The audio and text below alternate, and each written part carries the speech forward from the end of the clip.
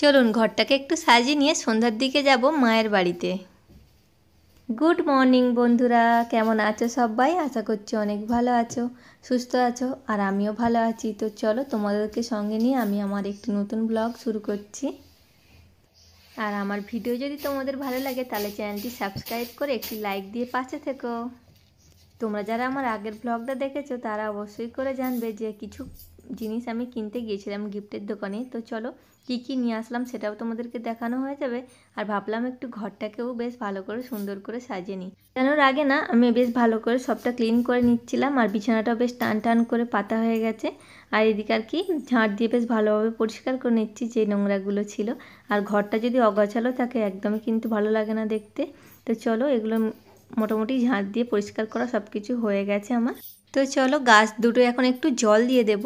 আর তার কারণ হচ্ছে যে বাইরে থাকলে তো ওরা মানে জল বৃষ্টি দুটোই পেতো, কিন্তু ঘরের মধ্যে যেহেতু আছে ওরা তো আর বৃষ্টি পায় না, তাই আমি দিয়ে দিই মাঝে মাঝে। তো দেখো এই ফুলটা নিয়েছিলাম, কেমন হয়েছে আমাকে কিন্তু অবশ্যই করে তোমরা কমেন্ট করে জানিও বন্ধুরা।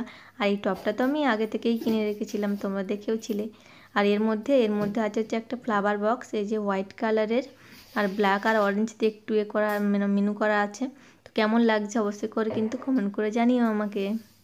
আর শ্বশুরমশাই তো বাড়ি বানিয়েই দিয়েছে, কিন্তু সেটাকে ভালো করে পরিষ্কার করে সুন্দর করে গুছিয়ে রাখার দায়িত্বটা কিন্তু আমাদেরই বন্ধুরা। তো ঘরটা বেশ সুন্দর লাগলে কিন্তু নিজেদেরও খুব ভালো লাগে ঘরের মধ্যে ঢুকতে। তো চলো তোমাদেরকে একবার দেখিয়ে দিই যে এগুলো রাখার পর ঘরটা কেমন লাগছে দেখতে।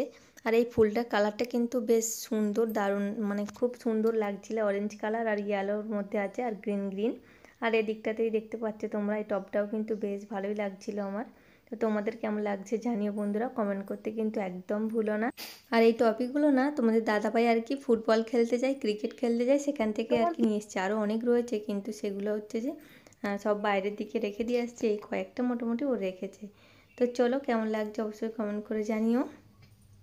আর এখন হচ্ছে মানে বিকেলের দিকে বেরোবো আর কি, মার কাছে যাব একটু। তো চলো রেডি হয়ে একদম তোমাদের সামনে। আর এখন বিকেল হয়ে গেছিলো, আর সুন্দর একটা শাড়ি পরে আমি রেডি হয়ে নিলাম মায়ের বাড়িতে যাওয়ার জন্য। তো হঠাৎ করেই তোমাদের দাদাভাই বললো যে আজকে যাব, ছুটি ছিল ওদের। তো তাই জন্য আর কি একটু রেডি হয়ে নিলাম। আর কেমন লাগছে আমাকে অবশ্যই কমেন্ট করে জানিও তোমরা। তো চলো যাওয়া যাক। আর আসার সময় না রাস্তার মধ্যে গাড়ির চাকাটা লিক হয়ে গেছিলো যেহেতু, তাই অনেকটাই সময় লেগে গেছিলো। বাবু বিরক্ত করছিল, তাই রাস্তার মধ্যে কোনো ভিডিও শ্যুট করতে পারিনি। তো চলো এখন চলে এসেছি মায়ের বাড়িতে। আর এখানে দেখো বৌদি হচ্ছে কাঠের উনুনে রান্না করছে। তো আমরা যাওয়ার জন্য আর কি মুরগি মানে রান্না হচ্ছে, দেশি মুরগি আর কি। তো আমাদের ওখান থেকে আর কি নেওয়া হয়েছিল দেশি মুরগি, তো সেটা আর কি রান্না করছে বৌদি, আমরা যাচ্ছি বলে। এখন আর কি সবাই মিলে একটু কষা মাংস খাওয়া হবে, তাই জন্য আর কি বৌদি তুলে দিচ্ছে আমাদেরকে।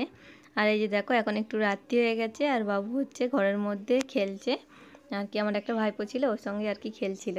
তো অনেকটাই রাত্রি হয়ে গেছে, প্রায় ওই 12টার কাছাকাছি বাজে। আমরা 9টার দিকে কিন্তু গেছিলাম, আমাদের যেতে একটু লেটই হয়েছে। তো চলো সবাই কাজে বলছি গুড নাইট, কাল সকালে আবার দেখা হবে। আর সবাই কিন্তু খুব ভালো থাকবেন, সুস্থ থাকবেন, বাই বাই।